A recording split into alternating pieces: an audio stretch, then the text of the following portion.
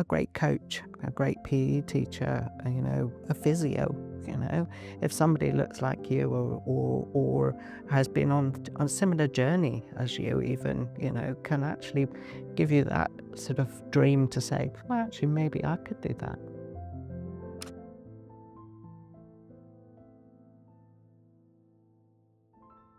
Hello and welcome to Series 2 of the Bristol Girls Can podcast. Today's conversation will focus on how equity, diversity and inclusion influences who feels welcome, safe and able to take part in activity, and what needs to change to make movement spaces truly inclusive for all. I'm Heather from West Sport, and today's guests we have Tabinda from Akira Healthcare, Dan from Everyone Active, Jeanette previously from Sport England and Leanne from Soul Trail Wellbeing. So straight into it with some big questions. What do equity, diversity and inclusion mean in the context of activity and sport? Everything. I think for me, I like to talk about belonging, and there is an opportunity for those of us who offer sport and physical activity to create an amazing sense of belonging, but we can't do that unless there's equity, diversity and inclusion. So yeah, for me, that's the beginning. Absolutely. And on the back of that, I think the belonging leads on to community. And without community, we don't feel included, or, it's not level to what we need, or it's not tailor-made to us unless you have a community of like-minded people that may understand you or look like you or be represented. And belonging and community come side by side. Yeah. I think that sort of leads on quite nicely into what we look at from my point of view. So from actually looking at a large organisation who actually provides services to so many people, particularly within Bristol. When we're looking at the equality of access and the trying to create spaces and find spaces that actually suit the needs of the various communities that we serve, it's absolutely key that we're understanding what those barriers are and creating solutions that are fit for purpose, particularly around the differing needs of those within our incredibly diverse communities that we have within the city. Yeah, and I can build on that one really in terms of for me it's really around accessibility, ensuring that sport and spaces are accessible to everyone. And that comes with affordability, that comes with feeling safe, feeling comfortable, feeling at ease. And what are we seeing in the context of communities in Bristol around women's health and in activity? I can start on the health bit of it really, and things that. So the work that we do, we go around and deliver community health events, and we particularly focus on underserved communities. So we see quite a lot of, at the moment we're seeing a lot of anxiety and stress, obesity, and high levels of hypertension, high blood pressure. To be honest, the underlying cause of a lot of this is sedentary lifestyle. And so that is all about, in terms of our inactive lives. And I think, in general, health is, we're seeing a lot of ill health, particularly down to that sedentary lifestyle. And the consequences are things like diabetes and hypertension, which is going to be big problems in the future. I think that it's that's something that, going back onto that creating solutions that are suitable and fit for purpose, actually looking at some of the specific challenges seen by certain communities in not just in Bristol but beyond. So higher levels of gestational diabetes in South Asian women in particular. If we look at things like diet and nutrition, and actually making sure that we have, when we look at nutrition, not looking at it from one size fits all point of view, but actually a case of culturally appropriate meal plans and things like that. So my mum is someone who does actually have issues around sort of high blood pressure. She's had a stroke, and one of the big challenges isn't just around her activity. She's from the Caribbean. She has always eaten very very well in regards to sort of lots of very flavoursome foods, and she says, so how can we use very nice food, and how can I move from something delicious and all these things into just sort of something more sort of like just pure salads? But it's actually looking at that balance and actually understanding how we can move in a way that suits individuals. So not having that one size fits all of you have to go to the gym, you have to run. I'm not someone who likes running. I much prefer team sports or something that's more sort of linked to problem solving. So climbing, bouldering, and finding access for these sorts of things is challenging when those spaces aren't necessarily built for you. So as my daughter's growing up, so we've just started going climbing together, but finding spaces where we're able to do this and find things that she loves is always a challenge. Can I jump in?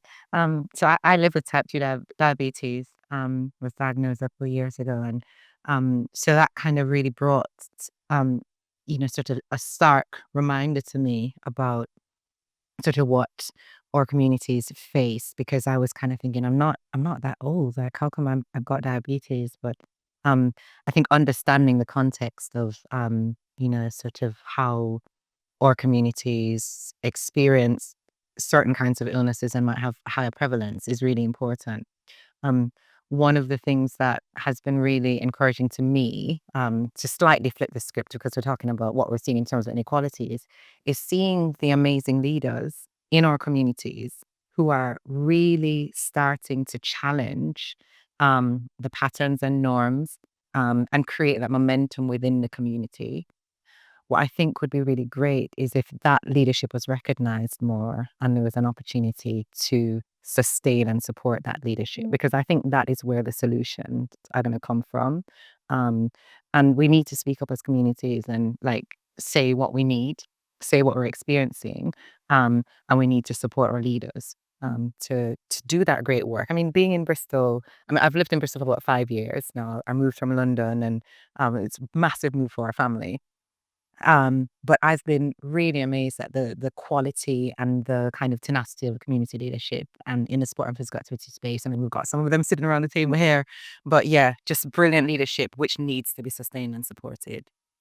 And I think, when you mention leadership, that's really important, because when you look at the projects that are successful, not only in Bristol, but across the whole country, like the Madash project, it's those leaders are really, really important.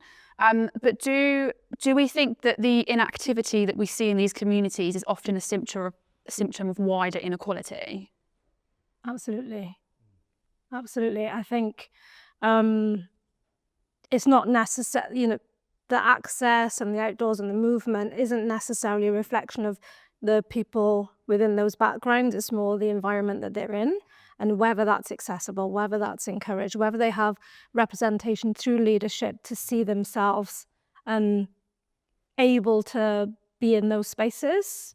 So I think that wider inequalities truly do influence the access that different cultures have. I think women in general, there's different reasons for why people don't exercise, and it might be because they feel that they see it as a luxury, and they don't feel that they can spend that time on themselves. It might not be that this is necessary for good health. This is a nice thing to do if I have time. Childcare issues, priority of bringing up children, and those things are challenging for women. It's difficult. Yeah. I also think it's what exercise is. I think sometimes there's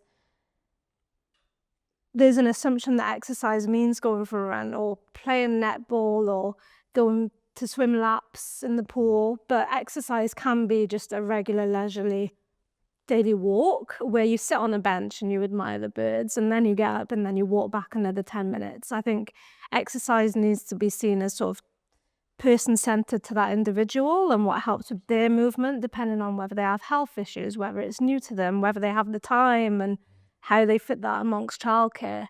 I think if exercise is seen as a way of moving in your best way, I think there would be more. So maybe there's some education on that, I don't know, but a lot of the women that we have in our nature programs will say, I can't come because of the issues that I have. I can't walk for 2 hours. And we're like, no, we're going to be sat on a bench for most of it. We're going to be looking at leaves. We're going to be admiring the herbs. And when you want to stop, we can. So empowering people to be able to listen to their bodies as well, and not having to endure or be stoic or push forward, which I think sometimes society expects that of women. Yeah, I think that's a really good point. That kind of, just how we imagine ourselves as women and what we've seen perhaps some of our elders endure is that kind of, you have to just keep pushing through, and it's not often, you don't see I'm just thinking as a woman from a Caribbean background, often we don't see ourselves as exercising for self-care or self-kindness. We see it as we're pushing ourselves, and I think that change of kind of mentality is important.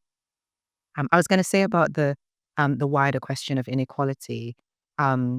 It's all in the data, and so Sport England's been doing quite a lot of work, through the wider This Girl Can program, to understand some of the barriers that women face. And it's really clear, not just for women, but when you add other inequalities characteristics. So if you think about a woman who's from a person of color or disabled or pregnant, you see it stacking up in the actual data and figures. And then we talk to the women, and then we really understand, because actually the data is one thing, but the lived experiences of the women is another thing. And that gives us really great insight to be able to understand how to design with women. I think that's a really important part of it. Yeah, and I think that so we've just had the completion of the new multi-million-pound renovation of Eastern Leisure Centre, which we did a lot of community engagement in ahead of time, understanding the needs and the wants of the various communities that we serve. So as one part of that, we have a standalone women-only gym in there, which means that we're able to open up the space for people to feel comfortable to actually, if they need to be in a space for cultural or religious reasons, all of these sorts of things. We have now got all of our pools within Bristol. We have women-only swim sessions. Within these, they're lifeguards, it's female lifeguards. We have generally female duty managers on shift as well, to ensure that is that sort of level of comfort is still there. We have blinds that come down so that these sessions aren't overlooked, and we have the spaces that are safe from anyone sort of coming into them as well. So it's a case that we're listening to the feedback that we're getting, trying to create as many spaces as we can for people to come to. Tabinda, you mentioned about childcare being a big barrier. Again, it's something that we've seen. We've now launched a buggies and bands session, so actually for new parents to come with a baby in a buggy and sort of do an activity with resistance bands and implementing the buggy as part of that session, which is great. So looking at how we can bring that into community venues and some of our other sites. At the moment, we've just got that at Hallfield, but we're listening and trying to understand the varying needs of communities, and in particular, as you were saying, Jeanette, around the stacking of characteristics and the additional barriers and the additional access needs. It's just being mindful of that, making sure that staff understand some of these challenges, these barriers, and we're there to listen and support people through onto their journey. And again, being active isn't necessarily going for a run or going to the gym. It's finding activity in whatever way suits you. I think that was kind of my journey, if you like, in terms of a woman of colour wearing hijab as well, and things. And I was born in Bristol, lived in Bristol all my life, and certainly when I was growing up, I didn't have the luxury of those thoughtful adjustments, and opportunities, really. So it was literally go around to find something that would fit, that I could do.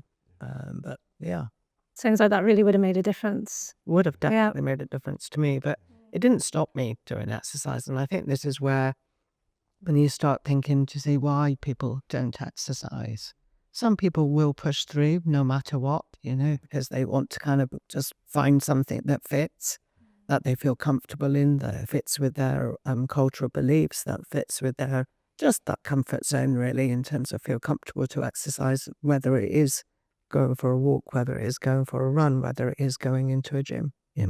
Just depends on that individual, what they like. Some people like team sports, some people like doing things themselves, some people like classes, it just depends what they want to do. But I think for others, they find it difficult, and we see a lot of people now exercising with headphones on, for example, and that is just to block everybody else out. Don't approach me, don't put. That's what Yeah, I was going to I say. don't want any instructor to talk to me while I'm exercising. Like, please don't talk to me. I've got enough going on. Yeah, it's like getting in the zone, isn't it? Yeah, absolutely. Yeah. What other narratives do you think could help women from diverse backgrounds feel this is for them? Obviously, we've discussed that it's, pushing through that kind of, that's been embedded from grandmothers, mothers. Obviously, it not feeling like it is for them, but like how do we fix that, I guess? I think word of mouth and building trust, so that knowing that the narrative comes from somebody that you trust, of, oh, this group is really safe, this is really friendly, this is really welcome, we have a lot of fun, like, come with me and I'll bring you. I think having those conversations and knowing that the narrative is okay, having the narrative that it's okay for me to enter this group is crucial from people from diverse backgrounds, because a lot of the time it may not be or may not feel as safe, or it is new, or it is unfamiliar, or the area might be new to you. So I think having a trusted person, or that word of mouth of telling you that it's going to be okay, certainly with Soul Trail, with our hikes and our nature programs, majority of the people that join us is through word of mouth. They'll bring their cousin, their mum, their sister, their friends, and that's how we've grown, based on that alone.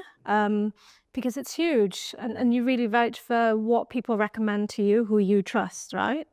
And I think that really helps. And it's also helped us with Nature Consortia, where we have 3 organisations offering different nature-based support. If we'll say, oh, they do some open water swimming, like, do you fancy it? They're good, they're really nice. Like, we've had people go through the pathway of engaging in different nature-based organisations because of the recommendations after the trust that we've built. I think that's exactly it. Is the trust, the representation, sense of community is what we've seen. So we've got women-only circuit sessions running now in a few of our sites. We've just put an additional session in at our St Paul's site because of the fact that it was so popular. We thought, okay, let's get another one in there. But part of that is actually providing space afterwards so that people can come together. So we'll have like teas and coffees and snacks and these sorts of things there, and just a space for people to talk and get to know one another. Because I think that sense of community, that understanding of one another is just as important in keeping and maintaining that level of activity and consistency as going out there in the first place. Is the community the hook, or is it the activity itself, do you think? I think it can be either. I think that the community is the thing that people stay for. So the activity might be the initial, but the community is definitely what we see as being the thing that keeps people going for longer. Yeah, it definitely helps to bring people in, and particularly if they're someone who's starting out on their activity journey, then it's the thing that sort of helps to motivate them and push them through, because they know that they'll have that social interaction with their friends. We actually look at, we've made a movement from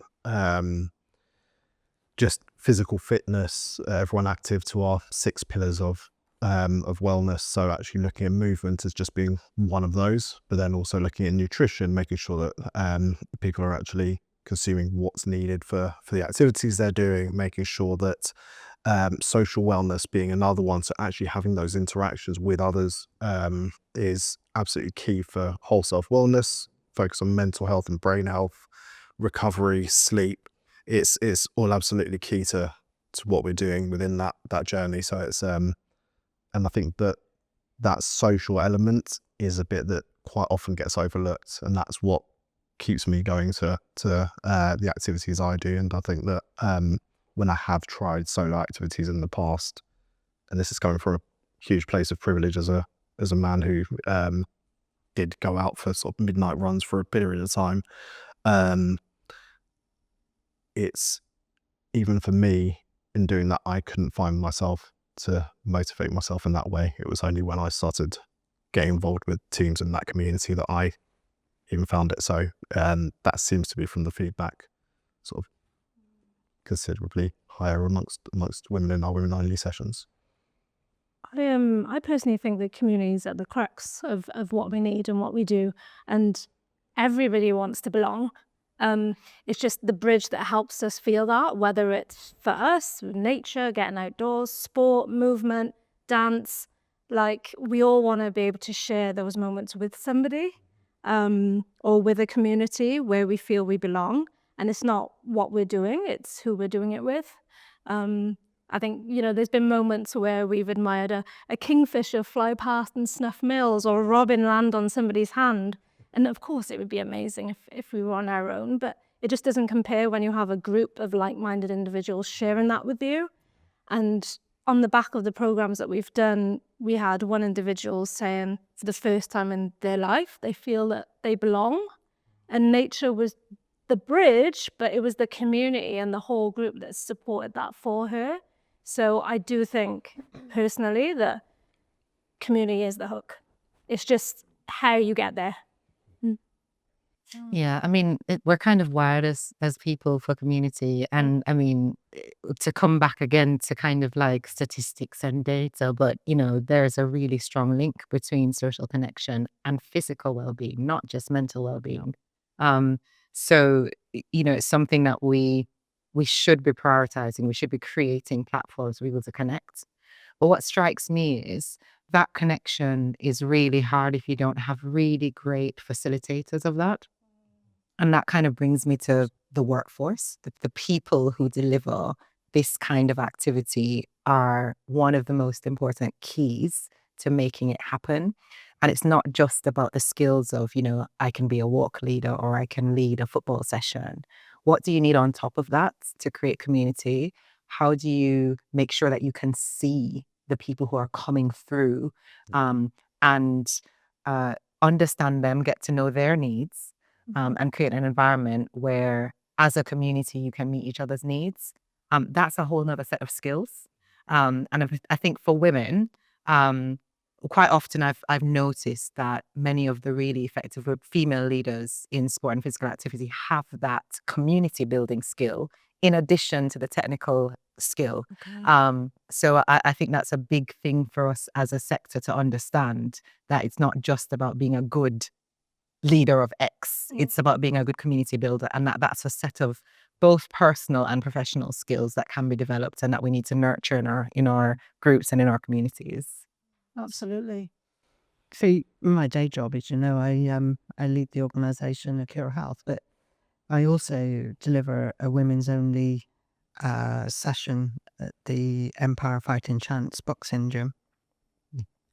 So I've been coaching there now for nearly 9 years, and it's a women's only community group on a Saturday morning. Absolutely fantastic. So good. Really, really inclusive. Ensure that everybody who wants to come can come. So we make it free for people that cannot afford.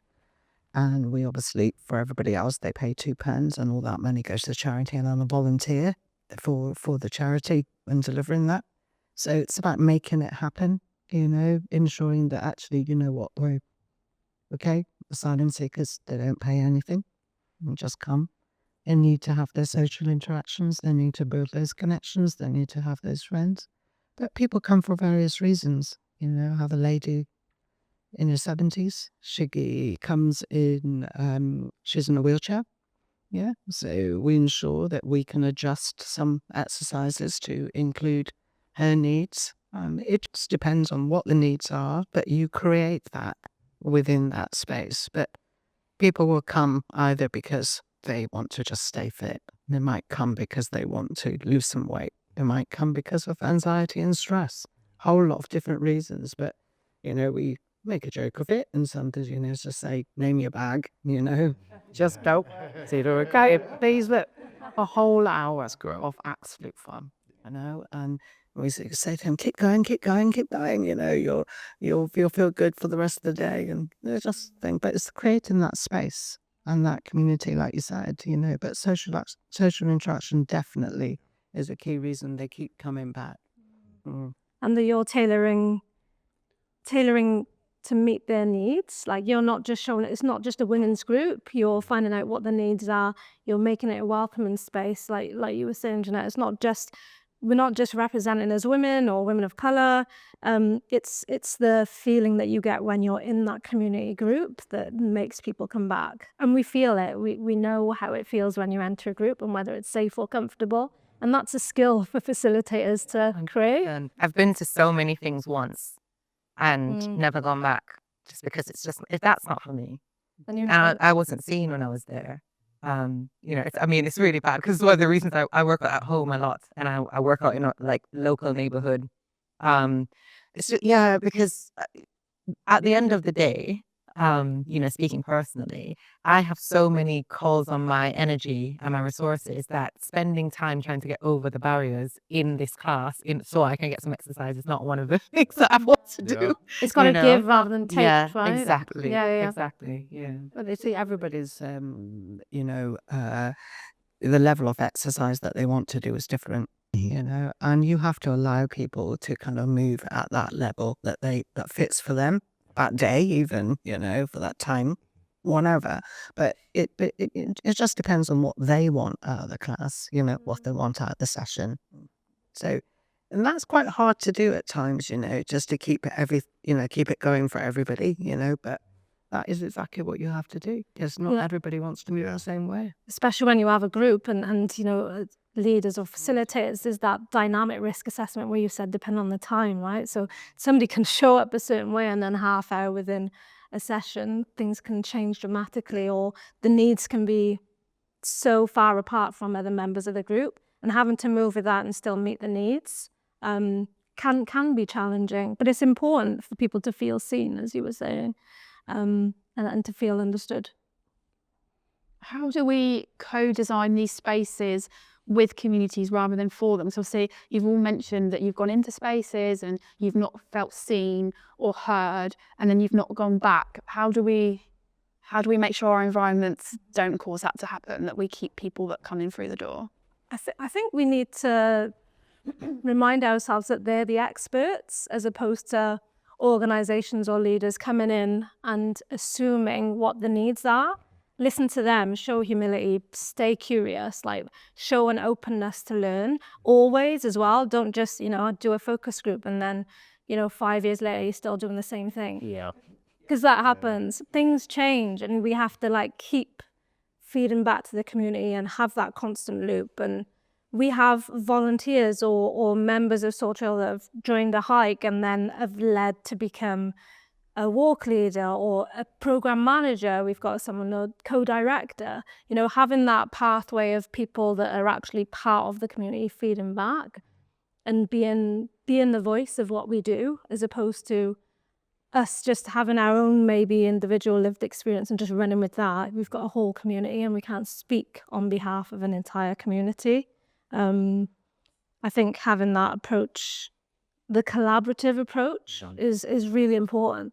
I think it's that building of trust. So that's not something that just happens overnight. It's actually ensuring that when people are brought into that design process, especially as early as possible in actually as it can do. But then, as you said, with things like a focus group or surveys or these sorts of things, actually ensuring that feedback's given and that you're intentional about the reasons why you're doing it and what's being done.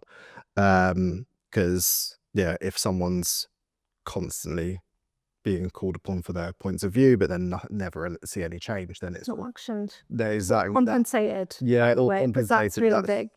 So Yeah. actually Right. it's calling on the expertise, calling on their expertise. Their expertise has value, and ensuring that that feedback is given, that people are compensated for their time, and that we're able to actually show what changes have come about because of the feedback that's been given, which is something that's absolutely key, because you don't get that inaction fatigue, you don't get those same levels of drop off, and that sort of them and us. It's a case of bringing people into that design so that it fits for them as opposed to doing things to people.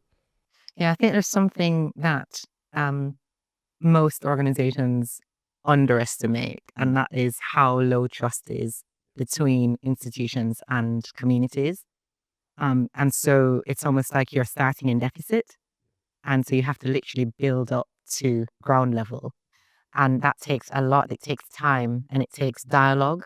And it takes recognizing the value of the community as an, I don't use the word asset because that's quite like economic. So not talking about money, we're just talking about like real value, like human value.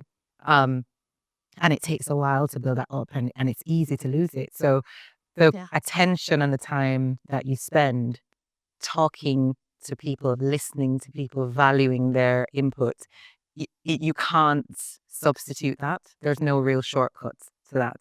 And I think, the kinds of organizations that I've worked for, kind of national, we have that to a higher degree because we are like real institutions. And so I think, bringing real experience to the heart of what we do becomes even more important. And then making sure that we use our influence to share that with all of the organizations that we fund and that we partner with, so that they can elevate that kind of, shared approach to learning and growth is really, really important. Well, I think, if you want change to happen, you definitely have to work with people to get there, and listening and respecting their opinions, their views, their reasons for why they want to see a change is definitely the way forward if you want them to engage and use those facilities or use those services in the future. Is the only way that you will get the buy-in. And for it to not be a short-term project or short-term funding, or let's look at this because this is on the agenda for the next 6 months or a year, and then next year we'll just leave it. Yeah, because it happens so often, right? And I think even we're talking about community and the people, but as a community organization within Soul Trail, time and time again, we do get big institutions or bigger charities approach us because they need more diversity. But can you come and do this for free, or you can use this patch of land, or this will look really good for you because you're collaborating with us, and that's it.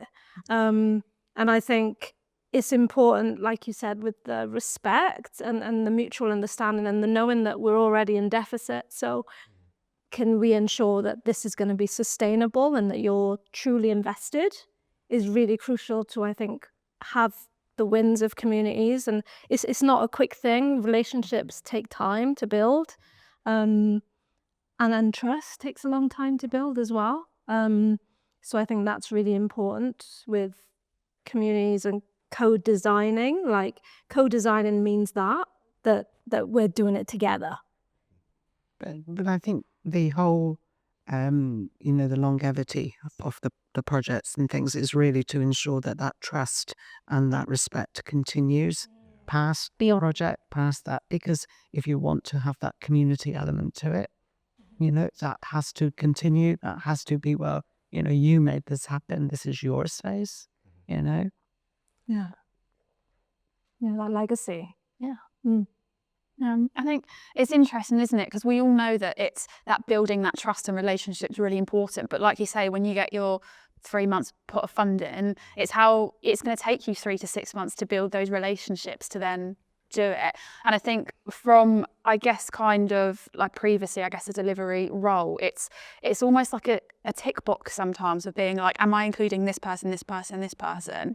But like, why or when or how is it going to become more natural for us just to have that in the back of our mind and just do it and not be so like, I need to tick it off, and it's more routine, I guess, is what I'm trying to say.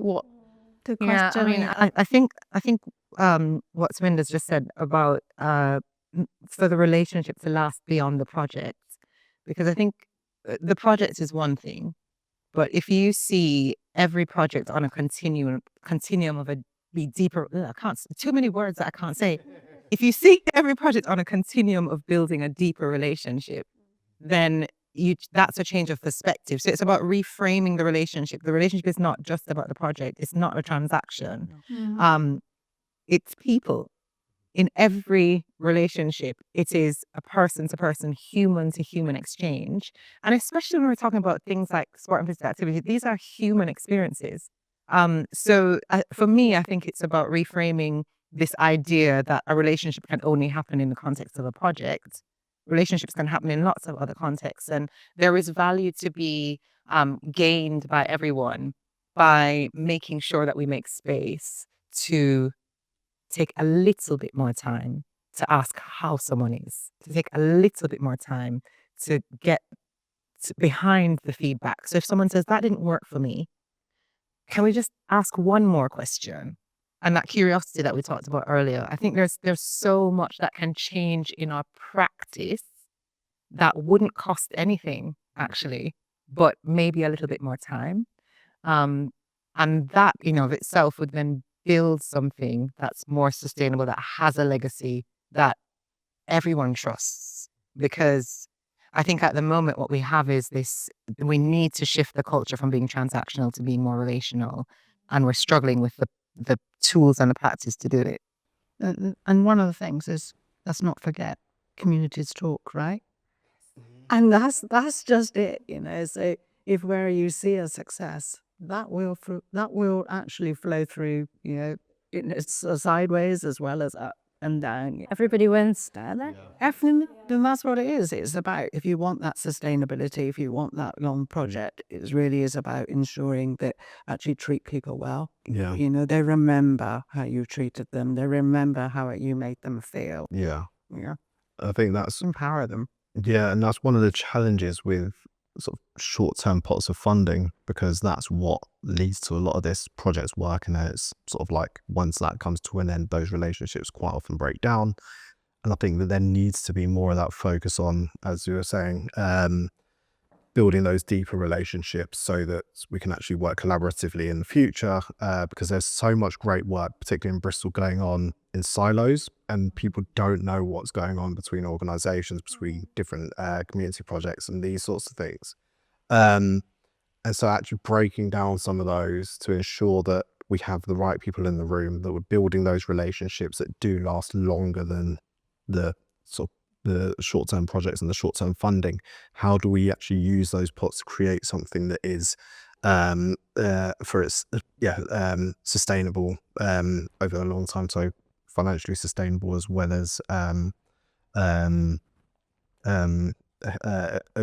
being able to actually create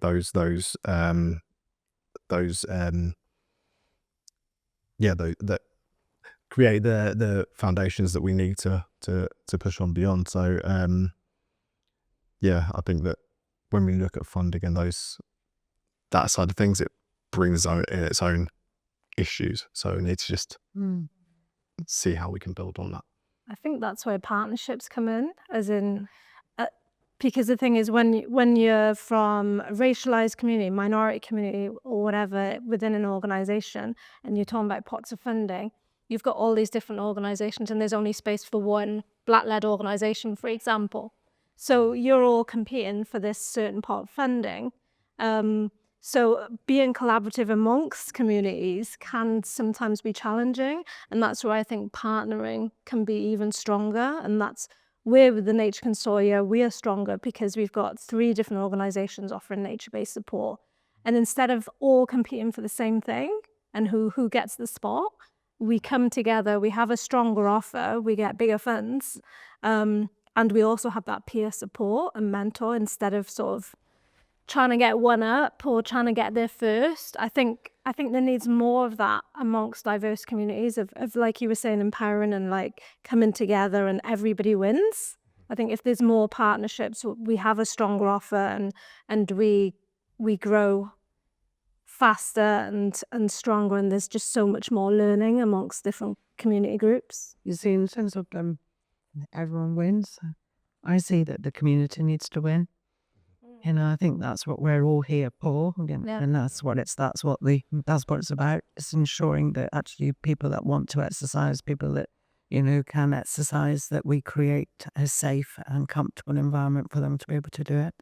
Yeah, I feel like that's kind of the North Star. That's what everyone should be vying for. And sometimes we lose focus on that as that's the big thing. Yeah. Why do we think role models and seeing people like me from within the community matter? Obviously, we've had discussions around that trust, like building relationship, but how important are those role models for these communities? I mean, I again, you see, I think things are changing, and I think role models, whether they are as in international sports personalities and people that have really achieved great things, Nicola Adams, like Serena Williams, various people that have been people aspire to be like them or want to do a sport because they're out there as great role models, but also a great coach, a great PE teacher, a physio. If somebody looks like you or has been on a similar journey as you, even can actually give you that sort of dream to say, well, actually maybe I could do that. Yeah. And sometimes that's enough to move people in a particular direction. So yeah, That shared lived experience and sort of not having to explain yourself for feeling a certain way or experiencing the world in a certain way. It's a huge barrier and a huge way that we can really sort of actually bring other people into what we're doing. the other big one is clothes, isn't it? Yeah. For women, Yeah. like, everyone has to look a particular way. You gotta have the matching water bottle now as well, but you don't, Yeah. For us, when we have the parallel boxing class, we just say wear comfortable clothes. That's it. This is where it's been so refreshing in the media, like Simone Biles and the Olympics, and women not necessarily following the status quo of enduring and that stoicism and not listening to their physical or mental health and just trying to get the win. Like for women to actually show us that they can look after themselves and come back to it. Serena Williams, great example. If we can see it, we can be it. And I think ideally we want people to be able to, open these doors so that when we come behind them, we didn't know that the doors were there in the first place. Yeah, I mean, I come from a slightly different perspective because I grew up in Jamaica and I was surrounded by role models who looked like me. And I mean, I think about my dance teacher who really kind of launched out and did really amazing things in community. I still think of her. I was 14 years old when I met her. I still think of her as one of my greatest role models because she was really brave. And did things that she had lots of personal struggles, but did things that people said she couldn't do. And so sometimes that makes me reflect on what it's like for like a young woman of color to grow up in the UK and not have that many role models around them. It's really important. It's really important. It's not that you're going to copy everything that your role model has done. It's that they show you what's possible, and they create a kind of pathway for you, and open a door for you that I don't think if my role models didn't look like me, I would know that door was opening. And I think, I mean, we have deep histories as people of color of discrimination, of institutional, of societal, of global discrimination. And so again, we're working against an energy that can sometimes be very oppressive. I think sometimes we can talk in light terms about that, but it's very real. And I think often we don't, if you're not a person of color, you haven't read history, you haven't been taught it in UK schools, you just don't understand that when I sit here, I'm swimming against the tide. I look really calm, I look really happy, I've done all these things.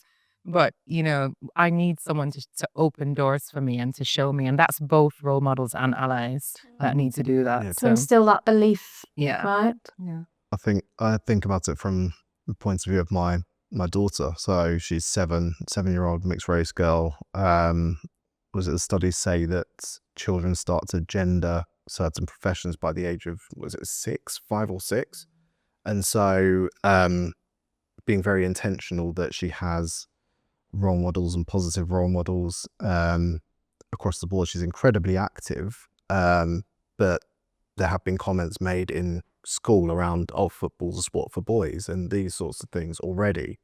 And also, so we've been very intentional sort of putting her in front of other women of colour, really sort of good, strong representation in all aspects. So within sports, but also looking at things like, if you look at the number of women in colour in STEM, so we've done some work with, and she's met 2 incredible female scientists who are both of mixed heritage, who founded a company called Dear Bump, which is looking at actually getting women back into the workforce post after having children. And so actually meeting and sort of speaking with them was something that we're very intentional about. And then my daughter wanting to become a volcano scientist off the bat, which is amazing. But yeah, exactly. So it's having seen that representation. If you can see it, you can be it, and understanding that these doors are open, and you don't always have to be the first to try and open it. Because it's a lot harder if you're the first. 100%. And when you're talking about gendered roles, like literally baby clothes, you'll see baby boys wearing dinosaurs, T-Rex, lions, like the aggressors, the sports, particular sports, and then girls are always in Fairies and prey, like No. baby ducklings, baby rabbits, like the preys, and then you have the predators. So like it starts, you'll see it. So it starts really early of that idea of like, I'm not going to stand out. I'm not going to stereotype it. Yeah, absolutely. So it's great to hear, that you're tapping your daughter into all this different representation to show her that those paths are carved out for her. Yeah. But the cultural tide, as you say, is so strong, for girls and for girls of color in particular. Because I remember my daughter coming home and she was 4 years old. And I mean, this is to do with concepts of beauty, but she said, oh, mommy, to be pretty, I have to be. And she listed some things and I was horrified, at which point you start to buy every book you can with, beautiful Black girls and women and just flood them with a different narrative. But for me, it's really amazing.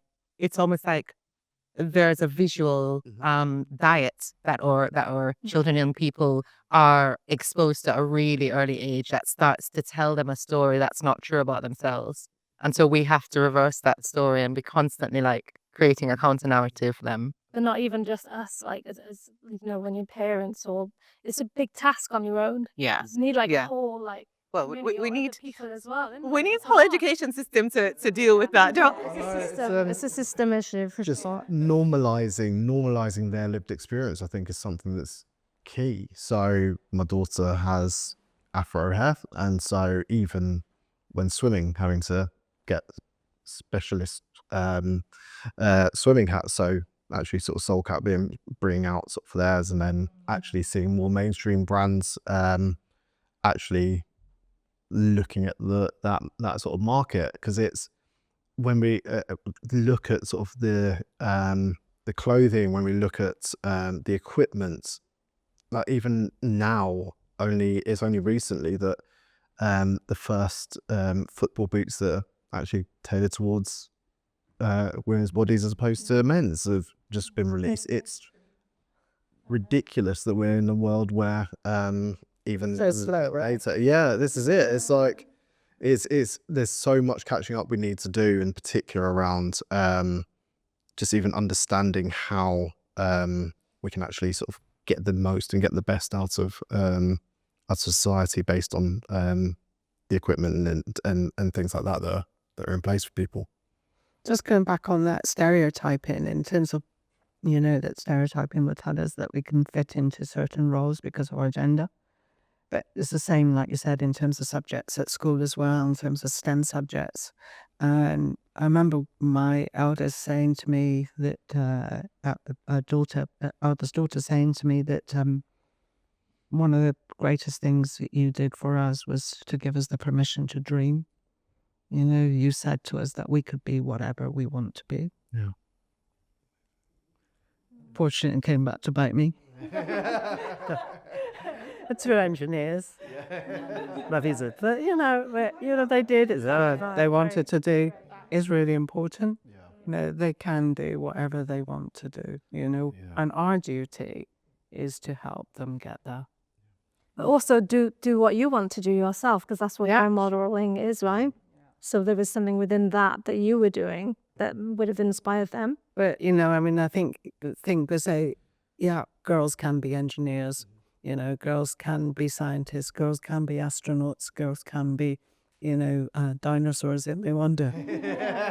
Whatever. But it is about all of that. But role models in terms of sport, again, try those different sports, see what else is out there, and just have the courage. But you do need somebody who looks like you or has been through a similar journey to say it's okay to try it, it's safe, it's comfortable, Or to validate that actually it's not comfortable and sometimes it doesn't feel safe, but I've been doing it and these are things that have helped me. Yeah.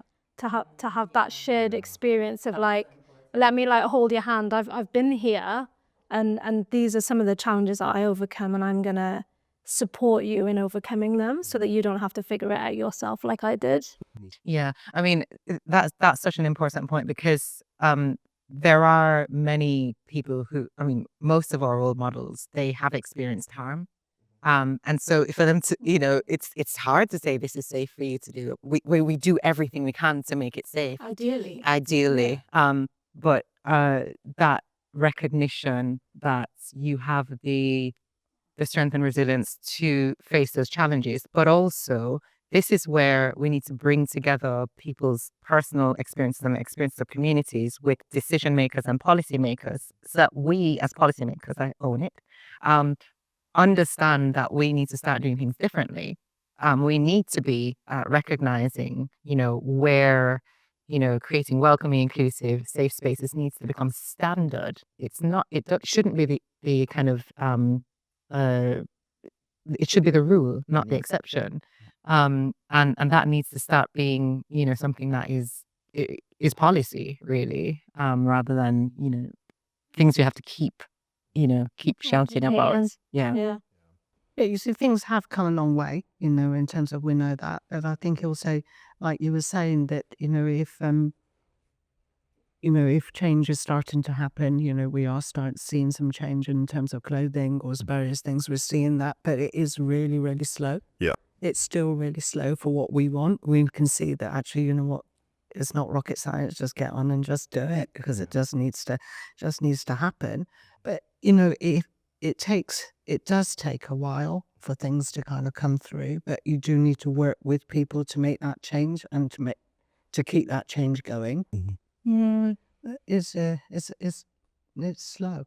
I think even recognizing even the smallest of changes and celebrating them and knowing that it is a big deal for how far that we've come can really instill hope and keep the light there at the end of the tunnel. Because if we don't necessarily notice the small changes, it's just like it's just like watching snail's pace. Yeah. But I was reading the other day around there's a number of people that have been on the journey themselves, and I thought, well, okay, I wanted to do indoor climbing, for example, and and it was really very few people with hijab, very few people of women of color that doing that.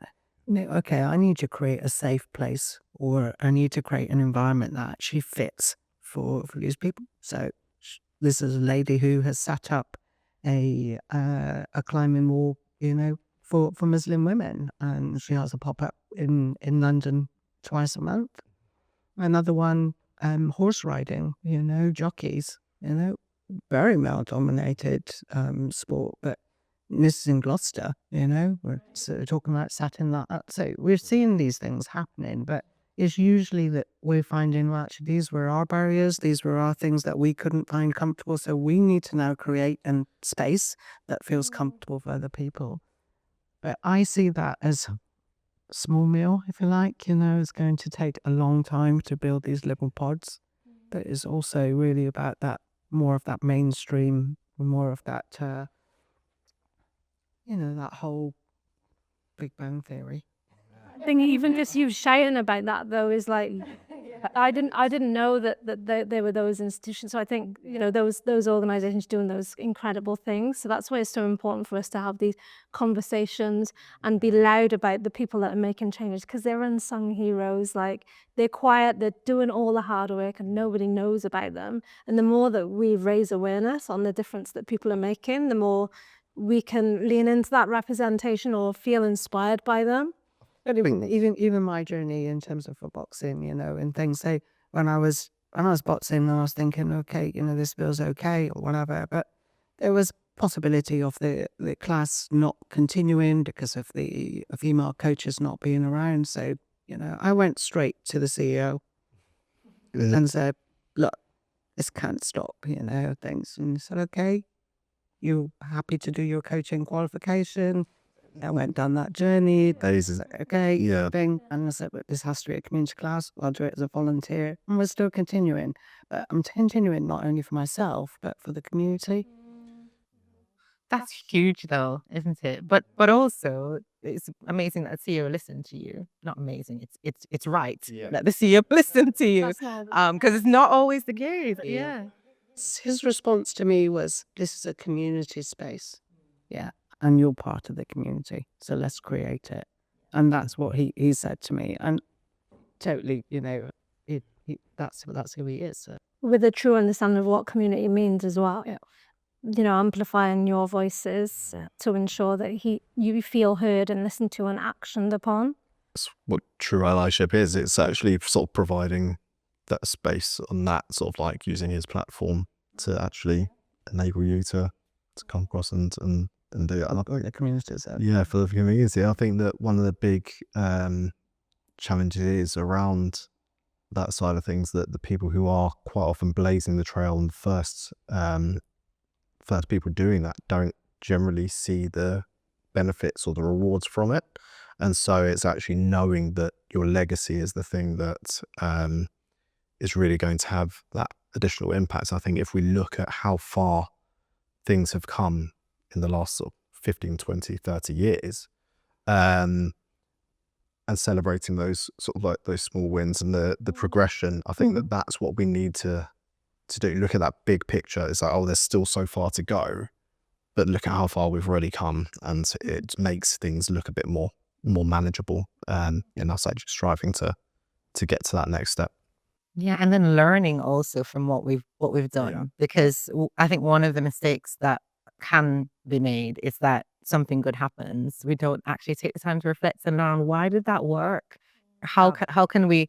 And it's not just like, it's not about kind of replicating. It's, what was it about the way that we built relationships? What was it about the way that we designed the funding? What was it about the way that we got the feedback that helped us? That's the stuff that's really the gold dust that we can share, so that more stuff can grow. Yeah. Yeah. Absolutely. Ending on the big vision. If Bristol gets this right, what change would we see in the next 5 years? If Bristol gets what right? Oh. If we get long-term funding and we can build those relationships, like in the perfect world, at the moment, like there's still so many struggles. There's lots of good happening, but there's still lots of struggles. And I think we have discussed that today, but if we could tackle all of those, like it was super easy, like what would the perfect Bristol look like? I would like to see women of all ages, absolutely young girls, older women, feeling really comfortable to move and comfortable to exercise in which, in a really holistic way.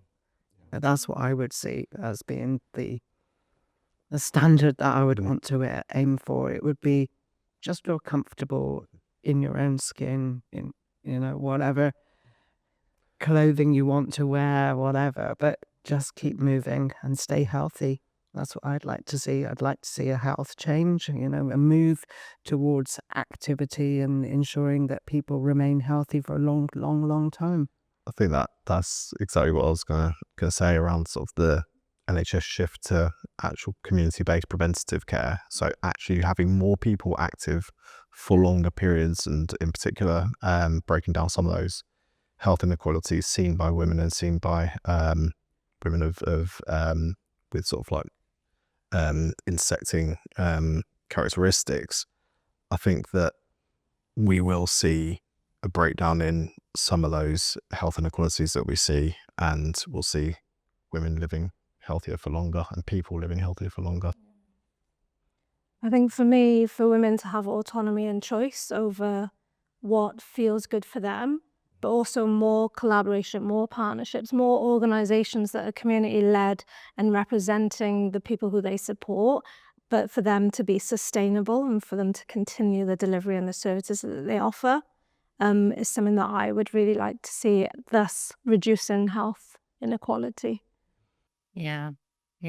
I'm going to come back to this data stuff because I love the data. I want to hear a good data story. I want to see some shifts in, for the groups currently that are facing health inequalities. I want on paper to know that that's changing, and particularly, I guess for me, thinking about my journey around diabetes and living with a long-term health condition.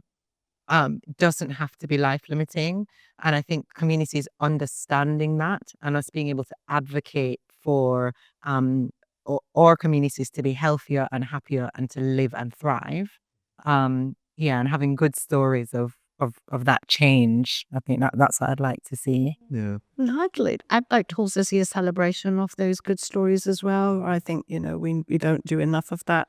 And I think Bristol's a great place to celebrate. So, maybe we could do some of that too. Yeah. Absolutely. Yeah.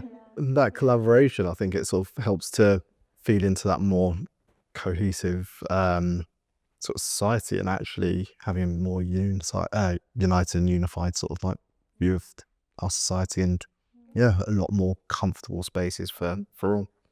Something that we ran last year was Soul Trail Awards, and it was celebrating racial equity in nature. And a lot of the organisations, that are doing all of the hard work and are not seen, not celebrated, and there was a lot of feedback that was new or a really big deal for them. Yeah. And I would really like to see that more in movement spaces and outdoors, exercise, sport, more celebration, more empowerment, and that can really inspire and show a really strong representation for generations to come. That's available to them. It's not just about the challenges, it's not just about what we don't have. There's people that are doing amazing work, and let's showcase that and celebrate that. We've actually just relaunched our community champions scheme. So we have our sporting champions, which are professional athletes or athletes and sports people who are basically able to use our spaces, and we're sort of platform them and have them as our sponsor. But we've last year we first launched our community champions, and actually looking at those people within communities who are doing great work and actually funding some of the projects. So providing space or resources for people and for community groups to be able to actually take some of their ideas forward or do more with what little they have. So last year we funded the free female football from the Bristol City Robbins Foundation, and also a scheme called Knives Down Guards Up, looking at the karate and martial arts and self-defense. And this year applications are open, so and this is a national scheme, so it goes beyond Bristol to across all everyone active 240 plus sites. So this is something that we can look at from beyond a Bristol view to a sort of national. An even wider reach. Yeah, exactly that. The other thing I'd quite like to see really is all the schools offering a little bit more than just your main, PE choices, if you like. I think it'd be great to people to have taster sessions, maybe with different sports, so they can just go and try them to go and see. So I think it's about breaking those ceilings really, to ensure that girls can feel a little bit more that they can try these new things, or things that they wouldn't have thought were stereotypically a girl thing to do, or if you like. Yeah, but they can definitely have a go, and they might actually really enjoy it and be really good at it and excel at it. So it's really what we should be doing for everybody. And without the opportunities, how do we know what works for us? Sorry. Yeah. Well, thank you for joining us today. This has been a really interesting conversation. Yeah, thank you. Cheers. Thanks. Talkers.